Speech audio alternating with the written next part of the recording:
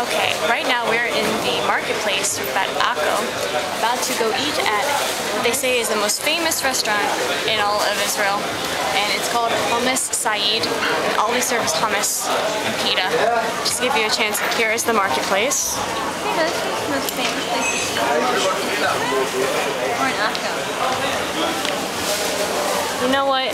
It might be Akko, but I think I heard a tour guide that was not ours, that was on the street say Israel.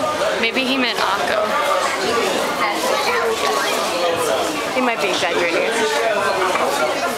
Well, we're starving at this point. We just saw Crusader Castle and bought some t-shirts for 20 shekels. It's not too shabby. Oh, also, one of our guys is named, his last name is Shabi, and it turns out that it's a famous soccer player here, and we were walking in town last night. Some guys were just talking, and all of a sudden they saw him and said, Shabi! So maybe he's found a long-lost relative who is a famous soccer player here in Israel. We have yet to find out. We'll see soon, as soon as we find out what this guy looks like. Okay. For now, though, saltain a la Gelvik. Bye.